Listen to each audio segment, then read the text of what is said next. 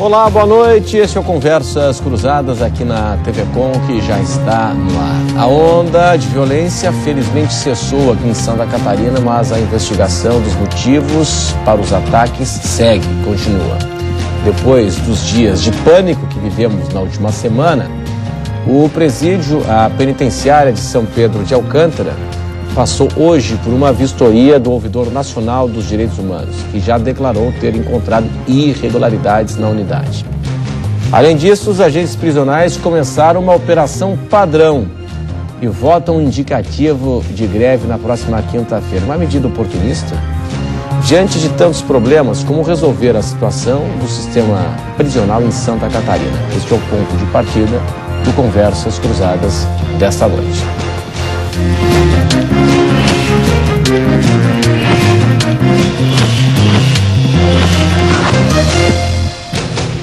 Você pode interagir aqui conosco, mandando a sua opinião, pergunta para o e-mail conversas@tvcom.com.br. Participe também pelas redes sociais, Facebook, Twitter. Escolha a ferramenta adequada. Hoje nós estamos na companhia da Caroline de Campos Vicente de Bona Portão, que é delegada corregedora da Secretaria Executiva de Justiça e Cidadania. Também está aqui conosco o advogado Eduardo Granzotto, da Frente Antiprisional das Brigadas Populares e advogado do Movimento de Amigos e Familiares de Pessoas com Privação de Liberdade. Também está aqui conosco o diretor do DEAP, Leandro Antônio Soares Lima, que é o Departamento de Administração Prisional de Santa Catarina, e nós recebemos o professor Sandro Cel, do curso de Direito aqui na Univale. E no SESUSC também, né, professor? SESUSC também. Muito bem. Obrigado pela presença de todos hoje aqui conosco no Conversas Cruzadas na TV Com. Tem um oferecimento de Senge em defesa do profissional da engenharia sempre. Federação das CDLs Catarinenses, 40 anos, a força do associativismo lojista. Restaurante Ostradamus, ostras depuradas. RDO, visite o apartamento decorado do Apoiana em Palhoça. Põe na conta aqueles, a prazo o primeiro pagamento em 2013. Água racionada e falta de atendimento de saúde foram alguns dos problemas encontrados na penitenciária de São Pedro de Alcântara, durante a vistoria que foi realizada hoje. Confira. A comitiva de direitos humanos chegou à penitenciária de segurança máxima de São Pedro de Alcântara perto das 10 da manhã. A imprensa foi impedida de acompanhar a visita, que só terminou no meio da tarde. A situação encontrada ali dentro da penitenciária durante 5 horas de inspeção não agradou em nada o representante da Secretaria Nacional de Direitos Humanos, preso sem banho de sol e sem receber visitas há pelo menos 20 dias. E dificuldades na distribuição de água entre os pavilhões estão entre os pontos negativos observados. Mas o problema mais grave é quanto à saúde dos detentos. Não há médicos na unidade, né? O consultório dentário ainda não foi concluído, há necessidade de contratação emergencial de técnicos de saúde para atendimento aqui dos detentos e, para além disso, uma vontade política das autoridades aqui da região para que esses presos possam ser atendidos na rede pública de saúde. O representante do governo federal ouviu a versão dos presos sobre as supostas agressões. Eles entraram na cela atirando, não havia uma justificativa real, mas a princípio a fala dos agentes penitenciários é que havia um movimento para criar um motim dentro da unidade. A comissão também avaliou as reivindicações dos agentes penitenciários, que querem melhores condições de trabalho.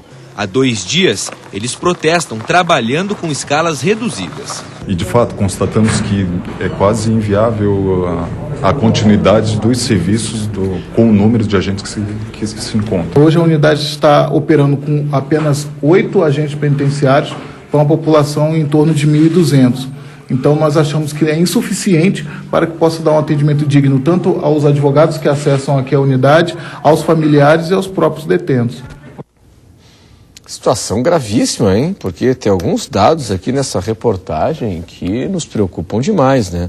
Quando o juiz corregedor diz que a situação é quase inviável para a continuidade dos serviços pela falta de gente para trabalhar, nós temos 8 agentes, segundo ele, para controlar 1.200 presos. Professor Sandro Cel, esse quadro aí que a gente acompanhou na reportagem lhe surpreende? Boa noite. Não, boa noite. Boa noite a todos membros aqui da mesa, ele não surpreende. Nós tivemos já outras inspeções e o triste é que são sempre inspeções de fora. É a inspeção do CNJ no ano passado, agora é uma inspeção que vem de Brasília para dizer para nós catarinenses o óbvio, que do jeito que está o sistema prisional não dá. E que não estamos aqui querendo falar, como frequentemente se quer dizer, que a responsabilidade é dos agentes prisionais ou dos funcionários que lá estão, como se vê a situação deles é de tanta miséria quanto a situação dos presos. A situação é estrutural. Quando você pega e bota 1.200 pessoas para serem cuidadas por 8, por 16, por 30 agentes, você cria uma bomba relógio. E essa bomba relógio vai para fora e essa visibilidade que nós tivemos agora é um pouco do sofrimento que tanto agentes prisionais quanto os presos já passavam lá dentro. Infelizmente, teve que vir Brasília, mais uma vez, para dizer para o nosso governo que isso é o óbvio que todos sabem.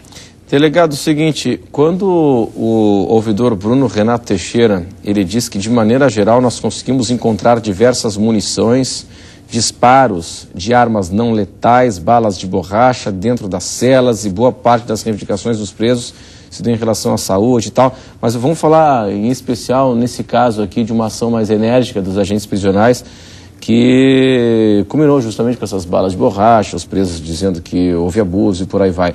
De que forma a sua área está apurando esses casos? Boa noite. Boa noite a todos, boa noite aos telespectadores. A Corregedoria da Secretaria de Justiça vem acompanhando incessantemente todos os trabalhos, desde que iniciaram todas as denúncias, e esse fato estritamente ocorreu no dia 7 do mês corrente. Desde então a gente vem acompanhando, principalmente acompanhando a força-tarefa que lá na penitenciária esteve e apurando efetivamente os fatos. Tá, isso significa o quê? Alguém já foi ouvido, alguém já foi punido ou identificado? Isso significa que a nível administrativo foi instaurada uma sindicância investigativa e também como um inquérito policial, e a gente no momento aguarda a conclusão dos laudos periciais para que a gente possa realmente tomar um rumo, né? Todos os detentos aparentemente lesionados já foram ouvidos no inquérito policial, ou seja, 69 detentos já foram ouvidos. E quais são os prazos? O prazo para a conclusão do inquérito policial, 30 dias para réu solto, 60 para réu preso, e da sindicância, 60 dias. Mas a Secretaria já tinha atuado ou foi depois que o Ministério Público de São José, o promotor Jadel, o juiz corregedor, depois de todo esse evento que eles foram até lá? Já havia um inquérito ou uma investigação, uma sindicância instaurada, protocolada com data prévia a isso? Esses fatos, especificamente em relação a esses fatos, doutor, que ocorreram no dia 7 de novembro, a gente protocolou a sindicância no dia 13, que foi na segunda-feira, né? Esses fatos ocorreram na quarta, na quinta e na sexta-feira nós acompanhamos a visita também do juiz na penitenciária de São Pedro de Alcântara, e na segunda-feira foi autuada essa sindicância. Eduardo Granzotto, o que é a Frente Antiprisional das Brigadas Populares? Boa noite, obrigado pela sua presença. Boa noite, obrigado. Quero dar uma saudação a todos da mesa, saudações aos que estão em casa escutando e assistindo esse programa. A Frente Antiprisional, ela é uma parte da organização das Brigadas Populares que se dedica à organização, à construção de um movimento de familiares e amigos de pessoas em privação de liberdade. O que são as Brigadas Populares? As Brigadas Populares são uma organização política que organiza movimentos sociais, movimentos de sem-teto, movimento de juventude, movimento de familiares de presos, enfim, movimentos sociais como nós já temos conhecimento, uma organização política que busca a conscientização das pessoas em relação aos seus direitos, organizar a luta para a conquista de direitos e luta por uma sociedade de real, efetiva igualdade, efetiva liberdade, que é o que a gente não tem hoje, né? O que a gente viu na reportagem chegou a te surpreender? Infelizmente não. Infelizmente não. Esse é um quadro que marca o sistema penitenciário catarinense, brasileiro, para falar a verdade. É resultado de uma opção errada do nosso Estado. Isso não é só Santa Catarina, isso é nacional, e vou dizer mais, isso é mundial. É uma opção por controlar a pobreza através do sistema penal. o que ocorre é, cada vez mais o Estado se retira da área social, se retira dos investimentos em direitos básicos de saúde, educação, investimentos no emprego e passa a optar por controlar a miséria através do sistema prisional. Isso é mundial. Isso, se você se pegar as estatísticas do sistema carcerário americano, europeu, brasileiro, é cada vez mais alta a taxa de encarceramento, é cada vez maior a superpopulação carcerária. Isso cria um ambiente propício ao que a gente vê aí, né? Independente do que ocorreu aqui nessa semana, que vai ser apurado, tem 68 inquéritos abertos, vai ser apurado até o fim, a gente quer que seja apurado até o fim, os crimes que ocorreram lá dentro, os crimes que ocorreram aqui fora, na sociedade, o assassinato da esposa do diretor da penitenciária também tem que ser apurado, né? Mas esse é um ambiente propício para a tortura, esse é um ambiente propício para violações. A gente precisa colocar as questões nessa perspectiva para poder entender o que está acontecendo. Essa é a visão que eu trago da Frente Antiprisional. Diretor do DEAP, Leandro Lima, explica, no seu ponto de vista, por gentileza, a sua percepção sobre as observações do ouvidor, né? Ele falando em negligência, falando de ter encontrado bala de borracha nas celas, lesões nos presos e superlotação. O que ele disse chega a surpreender? O senhor concorda, não concorda? Obrigado pela sua presença. Boa noite. Boa noite a todos. Obrigado pelo convite e boa noite a todos os telespectadores. Na verdade, o lugar comum, né, nos remete a simplesmente observar a cena e estabelecer a crítica. Nos últimos 18 meses, nós não encaramos que o sistema prisional tenha tido um retrocesso, né? Nos últimos 18 meses, muitas ações foram envidadas em todo o Estado, a fim de garantir princípios básicos que levem à ressocialização. Especificamente, São Pedro de Alcântara é uma unidade que não é de segurança máxima na sua estrutura arquitetônica, tem um desenho arquitetônico ultrapassado, que precisa ser reutilizado para outra função. Ela acaba sendo de segurança máxima por conta da qualificação das penas daqueles segregados e da quantidade dessas penas dos segregados naquela unidade. As considerações do ouvidor nacional, elas já nos foram feitas ontem, conversamos bastante ontem sobre os encaminhamentos, e a ideia é criar pontos de convergência, de discussão. Inclusive criamos um espaço, né, que vai se chamar Observatório Catarinense da Dinâmica Prisional, que tem o objetivo de justamente colocar na mesma mesa pessoas que têm um olhar acadêmico, que tem um olhar científico, que tem um olhar dinâmico, que tem um olhar do dia a dia da ação no sistema prisional, a fim de acrescentar elementos para nós que administramos, né? Nós temos uma dinâmica envolvendo o sistema prisional muito voraz nos últimos tempos, né? Nós envidamos, disse, muitos esforços, mas ainda não são à altura. Nosso maior problema, superlotação. Superlotação, eu acredito ser uma das violações mais graves que nós tenhamos em todo o sistema brasileiro e que nós temos no estado de Santa Catarina não é diferente. Nós temos trabalhado, né, na abertura de vagas. Esse ano nós abrimos 1.260 vagas em todo o estado e com o Pacto por Santa Catarina nós conseguiremos abrir no investimento inédito de 260 milhões de reais no sistema, 6.916 novas vagas nos próximos 3 anos.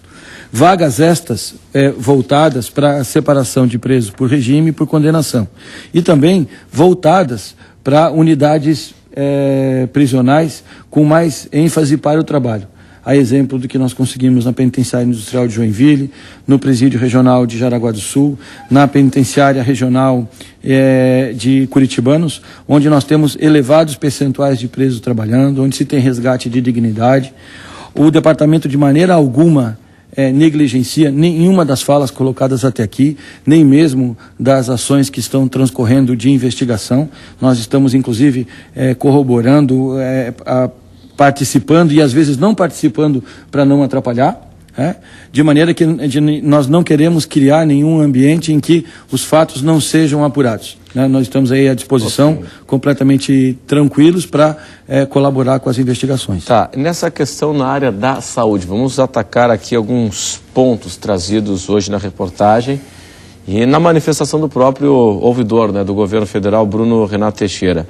A questão da saúde muito grave, está faltando atendimento digno, diz ele aqui, e a falta de médicos, de técnicos na área da saúde. Como é que está a situação e há algum comprometimento em resolver esse problema?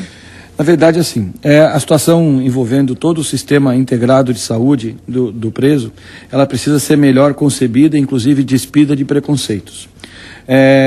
Desde 2003, através de uma portaria interministerial, que nós estamos participando de um grupo de trabalho em Brasília e rogo até o final do ano vire uma estratégia nacional de saúde, prevê que todos os municípios catarinenses devem proporcionar atendimento aos seus habitantes.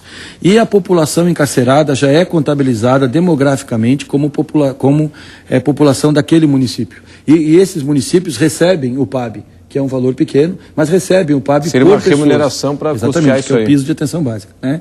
E esse PAB, ele deve reverter no atendimento dos presos, né? Isso não acontece. E um dos casos mais graves que nós temos no estado é justamente São Pedro de Alcântara. Quer dizer, no caso, a municipalidade recebe uma verba que entra, no caso, a população, e entra justamente a população carcerária, e deveria disponibilizar uma estrutura mínima para o atendimento dos presos. Isso é um pouco mas não no espaço segregado? Ou no ambiente, na verdade, no ambiente... Aí com escolta da Polícia Militar, esse tipo de coisa. Exatamente. Na verdade, a atividade de atenção básica deve acontecer na unidade prisional e somente aquela que... Aí o médico, como é que funciona isso? O médico deveria estar, 24 horas na prisão? Não é necessário. Eu vou lhe dar um exemplo prático, para não falar de nenhum exemplo utópico. Presídio Regional de Itajaí, né? Uma instituição totalmente pública e que funciona em parceria. A prefeitura lá, o Estado organizou o espaço físico, equipamentos e alguns fármacos, e a municipalidade forneceu equipe médica, equipe de apoio, os serviços de atendimento à saúde da mulher no presídio funcionam perfeitamente. Porque há uma responsabilidade, há uma corresponsabilidade de gestão da saúde com o gestor local do SUS. O senhor já conversou com o prefeito de São Pedro? Na verdade, a própria prefeitura, a própria unidade de saúde da penitenciária de São Pedro de Alcântara envidou muitos esforços nesse sentido. Hoje, a gente já tem um pouco mais de aceitação dentro do município, o que não foi muito no início do processo. Agora, Leandro, só mudando um pouquinho de assunto, mas ainda nesse tema, me chamou a atenção o seguinte, né? A gente está falando muito de São Pedro, mas as gravações que vieram a público mostram um preso em Blumenau e o outro em Biguaçu, é isso, né? É isso? Isso. Sim, mas e São Joaquim. Blumenau, São Joaquim e Biguaçu. E a gente fica falando de São Pedro apenas, né? Que a gente tem que abrir mais o leque, né? Sem dúvida. Abrir mais o leque, né? A gente fala de São Pedro, mas a gravação, supostamente, do cara que estava dizendo para parar o ritmo de ataque e tal, de Blumenau conversando com Biguaçu. Bom, o seguinte, os teus clientes reclamam mais do quê? Nós começamos organizando os familiares de presos e o que sempre se reclamou é da questão da revista íntima, a revista pela qual os familiares passam para poder ir visitar os presos. Eu vou usar a expressão que algumas delas usam comigo, é quase um estupro, tá?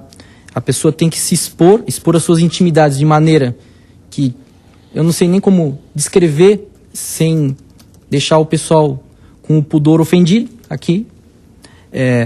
Uma violência que é desnecessária, a gente diz desnecessária, sobretudo diante dos meios técnicos, tecnológicos que já existem hoje, e desnecessária porque já existem exemplos no Brasil de eliminação dessa revista. Né? Existe em Goiânia, especialmente, o exemplo em que foi banida a revista íntima dos familiares. Como é que é feito? É feito a revista no recluso, no reeducando. Quando o reeducando vem para a visita, claro, ele é revistado. Quando ele retorna da visita, ele é revistado. Infelizmente, nós ainda não temos, talvez por razões de estrutura arquitetônica ou não, da prisão, ainda condições para fazer isso. Mas é preciso investir nos direitos. É preciso investir na integridade das pessoas. Vamos ficar nessa questão pontual aí. Por que isso não é feito aqui? O doutor Eduardo já respondeu. Essa questão, na verdade, quando a visita adentra a unidade prisional, o módulo de visita precisa vir para frente. No novo desenho arquitetônico prisional, o módulo de vivência fica no fundo e o módulo de visita à frente da unidade. Então, permitindo que se possa adotar esse tipo de... Essa não tem 20 anos. Não tem um pouco mais de 10 anos, na verdade. Na verdade, é que ela demorou muito tempo para ser colocada. Essa é a concepção. O presídio, uma penitenciária não é arquitetura. E todas as falas oficiais têm sido de que se nós construirmos outro presídio, um presídio, uma penitenciária é como um colégio. Ter a estrutura, a sala de aula funcionando, os equipamentos em ordem é muito bom. Mas, acima de tudo, tem que saber quais são os projetos que estão lá dentro. Pego a penitenciária aqui de Florianópolis. De regime fechado, nós temos quantos por cento têm acesso ao trabalho se quiserem? 50%, a melhor média do país. Tem 90 vagas para trabalho. Depois o senhor confere comigo nas oficinas que tem aqui na penitenciária de Florianópolis e vamos trazer amanhã para os jornais o dado oficial. Vamos ver quantas... Eu tive o cuidado de conferir com pessoas que trabalham lá dentro antes de vir. Temos 90 vagas para trabalho, numa população de quase 1.000 pessoas. O senhor está completamente equivocado.